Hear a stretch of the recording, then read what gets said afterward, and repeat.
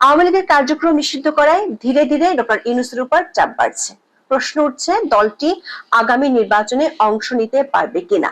বাংলাদেশের অন্তর্বর্তী সরকার প্রধান উপদেষ্টা অধ্যাপক মোহাম্মদ ইউনূস এর ভার অবশ্য ছেড়ে দিয়েছেন নির্বাচন কমিশনের উপর। তবে বাস্তবতা হলো, নির্বাহী আদেশে নিষিদ্ধ হওয়ায় সরকার যতই বলুক না কেন, নির্বাচন কমিশনের পক্ষে এ বিষয়ে কিছুই করার নেই। কমিশনের একাধিক সূত্র বলছে, সত্যিকার অর্থে নির্বাচনের আবহ তৈরি হলে এ নিয়ে মুখ খুলবে নির্বাচন কমিশন। তখন সরকারকেই সিদ্ধান্ত নিতে হবে আওয়ামী লীগের এই নিষেধাজ্ঞা থাকবে কি থাকবে না। বিস্তারিত জানতে চলুন যাওয়া যাক বিশ্লেষণে। 2024 সালের 5ই আগস্ট আওয়ামী লীগ সরকারের পতনের পর গঠিত হয় অন্তর্বর্তী সরকার।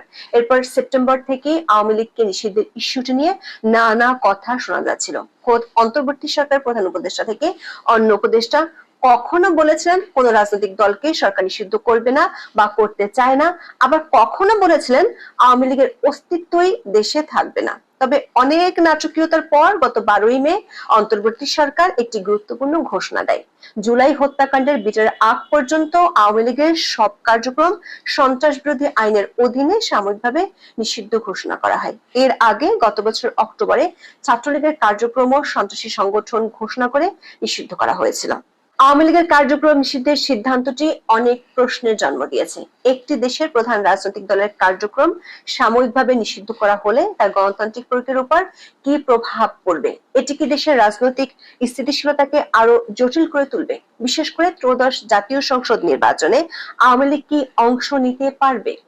এই নিষেধাজ্ঞার বিষয়টি আন্তর্জাতিক মহলেও ব্যাপক উদ্বেগ সৃষ্টি করেছে। শুরুতে শুধু ভারত ও আমেরিকার পক্ষ থেকে এ বিষয়ে বিবৃতি দেওয়া হয়েছিল, কিন্তু সম্প্রতি জাতিসংঘের পক্ষ থেকে এ নিয়ে উদ্বেগ জানিয়েছে, যেটি ভাবিয়ে তুলেছে ইউনূস সরকারকে। জাতিসংঘের মানবাধিকার বিষয়ক হাই কমিশনার ফলকার তুর্ক, যিনি শেখ হাসিনার আমলে ডক্টর ইউনূস যখন মামলা লড়ছিলেন, তখন ইউনূসের পক্ষে আন্তর্জাতিক মহলে সবচেয়ে সোচ্চার ছিলেন। সেই ফলকার তুর্ক বিষয়টি নিয়ে গভীর উদ্বেগ প্রকাশ করেছেন। জেনেভায় মানবাধিকার কাউন্সিলের 59তম অধিবেশনে দেওয়া ভাষণে তিনি বাংলাদেশের প্রসঙ্গে তার উদ্বেগের কথা জানান। তুর্ক বলেছেন, রাজনৈতিক দল ও সংগঠন নিষিদ্ধ করার সুযোগ তৈরি করে সম্প্রতি আইনে পরিবর্তন আনা এবং এই সংক্রান্ত সব কর্মকাণ্ড নিয়ে তিনি উদ্বিগ্ন। তার মতে, এ ধরনের পরিবর্তন অন্যায্যভাবে সংগঠনের স্বাধীনতা, মত প্রকাশের স্বাধীনতা ও সমবেত হওয়ার স্বাধীনতাকে সীমিত করবে। দর্শক, আওয়ামী লীগের কার্যক্রম সাময়িকভাবে নিষিদ্ধ করা হয়েছে সন্ত্রাস বিরোধী আইনে। পাশাপাশি আন্তর্জাতিক অপরাধ ট্রাইব্যুনাল আইনটি সংশোধন করে দল নিষিদ্ধের নতুন বিধান সংযুক্ত করা হয়েছে। সূত্রগুলো বলছে, এর মধ্যে কমনওয়েলথ সহ যেসব আন্তর্জাতিক সংস্থা বাংলাদেশের নির্বাচন ও গণতান্ত্রিক প্রক্রিয়ায় উন্নয়ন খাতে বরাদ্দ দিয়ে থাকে, তারাও দল নিষিদ্ধের বিষয়টি নিয়ে সরকারের কাছে উদ্বেগ জানিয়েছে। এই উদ্বেগের মুখে অন্তর্বর্তী সরকারের প্রধান উপদেষ্টা অধ্যাপক মোহাম্মদ ইউনূস কি বলেছেন? সম্প্রতি যুক্তরাজ্য সফরের সময় বিবিসিকে দেয়া এক সাক্ষাৎকারে তিনি দেশের রাজনীতি, সংস্কার ও নির্বাচন নিয়ে কথা বলেছেন। বিবিসির সাংবাদিক রাজিনী বৈদ্যনাথন যখন তাকে প্রশ্ন করেন যে আওয়ামী লীগকে নির্বাচনে অংশ নিতে না দেওয়ার সমালোচনা হচ্ছে, তখন অধ্যাপক ইউনূস এর ব্যাখ্যা দেন। রাজিনী বৈদ্যনাথনের প্রশ্নটি ছিল খুব সরাসরি। তিনি ডক্টর ইউনূসকে জিজ্ঞাসা করেছিলেন, আপনি বলেছেন আগামী নির্বাচন যেন অন্তর্ভুক্তিমূলক এবং অংশগ্রহণমূলক হয়, কিন্তু দেশের অনেক মানুষ এখনো আওয়ামী লীগকে সমর্থন করে। আওয়ামী লীগের কার্যক্রম নিষিদ্ধ থাকলে তারা আওয়ামী লীগের প্রার্থীকে ভোট দিতে পারবে না।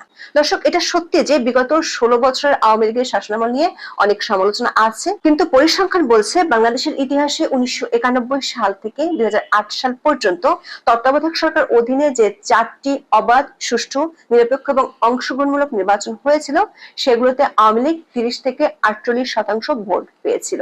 তবে ক্ষমতা থেকে বিদায় নিলে আওয়ামী লীগের ভোট কমতে দেখা গেছে, যেমনটা ঘটেছে 2001 সালে। এমন প্রেক্ষাপটে হয়তো রাজিনী বৈদ্যনাথন প্রশ্ন করেছেন, বাংলাদেশের অনেক মানুষ এখনো আওয়ামী লীগকে সমর্থন করেন, তারা তো আওয়ামী লীগকে ভোট দিতে পারবে না। উত্তরে ডক্টর মোহাম্মদ ইউনূস বরাবরের মতোই বলেছেন, তারা আওয়ামী লীগকে নিষিদ্ধ করেননি, দলটির কার্যক্রম সাময়িকভাবে নিষিদ্ধ করা হয়েছে। বিবিসির পক্ষ থেকে ফলো আপ প্রশ্ন ছিল, তাহলে আওয়ামী লীগ আগামী নির্বাচনে অংশ নিতে পারবে না? এই প্রশ্নের উত্তরে ডক্টর ইউনূস বলেন, নির্বাচনে তারা থাকবে কি না সেটা নির্বাচন কমিশনের সিদ্ধান্তের উপর নির্ভর করছে। অর্থাৎ নির্বাচনের ব্যালটে তাদের থাকার সম্ভাবনা এখন নির্বাচন কমিশনের হাতে। দর্শক খেয়াল করে দেখুন, সরকার আওয়ামী লীগের কার্যক্রম নিষিদ্ধ করেছে নির্বাহী আদেশে। সে আদেশের আলোকে নির্বাচন কমিশন দলটির নিবন্ধন আপাতত স্থগিত করেছে। নির্বাচনের সময় কার্যক্রম নিষিদ্ধ থাকলে সে দল নির্বাচনে অংশ নিতে পারবে না। সে অর্থে দলের কার্যক্রম নিষিদ্ধ থাকার অর্থই হলো দল নিষিদ্ধ থাকা এবং দলটি নির্বাচনে অংশ নিতে না পারা। সূত্রগুলো বলছে, নির্বাচনের আওয়াজ যত বেশি উঠছে ততই আওয়ামী লীগ নিষিদ্ধের ইস্যুটি নিয়ে আন্তর্জাতিক মহল থেকে চাপ বাড়ছে। বিশেষ করে প্রধান উপদেষ্টা সহ সরকার একাধিক উপদেষ্টা একাধিকবার গণমাধ্যমে বলেছিলেন তারা আওয়ামী লীগকে নিষিদ্ধ করতে চান না, কিন্তু তারপরও সরকার সমর্থক একটি দলের চাপে দলটিকে নিষিদ্ধ করায় আন্তর্জাতিক ক্ষেত্রে ভুল বার্তা গেছে। আবার এটি পরিষ্কার যে কার্যক্রম নিষিদ্ধ হওয়ার ফলে আওয়ামী লীগ আগামী নির্বাচনে অংশ নিতে পারবে না যদি ওই নির্বাচনের আগে তাদের উপর এই নিষেধাজ্ঞা প্রত্যাহার করা না হয়। সেজন্য সরকার এখন বিষয়টি নির্বাচন কমিশনের উপর চাপিয়ে দিতে চাইছে। তবে নির্বাচন কমিশন সূত্রে জানা গেছে সংস্থাটি এখনো এই বিষয়ে কিছুই বলতে চায় না, কিন্তু তারা সরকারকে জানিয়ে দিয়েছে নির্বাহী আদেশে নিষিদ্ধ হওয়ার কারণে দলটি নিবন্ধন স্থগিত করেছে ইসি। এখানে ইসির কিছুই করার নেই। সবশেষ ইউএনজিপির একটি প্রতিনিধি দলের সাথে বৈঠকে বিষয়টি ইসির পক্ষ থেকে ডোনারদের জানিয়ে দেওয়া হয়েছে। 21শে জুন প্রধান নির্বাচন কমিশনার এম নাসিরউদ্দিন বলেছেন, নির্বাচন কমিশন যতই স্বাধীন হোক না কেন সরকারের সহযোগিতা ছাড়া সুষ্ঠু নির্বাচন সম্ভব নয়। নির্বাচনের জন্য সরকারের মুখ্য ভূমিকা লাগবে। ফলে নির্বাচনের সময় সরকার যদি নির্বাহী আদেশে কোন দলের কার্যক্রম নিষিদ্ধ করে রাখে তাহলে নির্বাচন কমিশনের পক্ষে তাদের নির্বাচনে অংশগ্রহণের সুযোগ দেওয়া সম্ভব নয়। কারণ কার্যক্রম নিষিদ্ধ হলে তারা আইনত প্রকাশ্যে মিছিল, সমাবেশ বা কর্মসূচি পালন করতে পারে না। করলে আইন শৃঙ্খলা বাহিনীর সদস্যরা তাদের গ্রেপ্তার করতে পারে। নির্বাচন কমিশনের একাধিক সূত্রে জানা গেছে কমিশনের পক্ষ থেকে এ নিয়ে ব্যাখ্যা তৈরি করে রাখা হয়েছে, তবে এই মুহূর্তে তারা এ বিষয়ে কিছু বলতে চান না।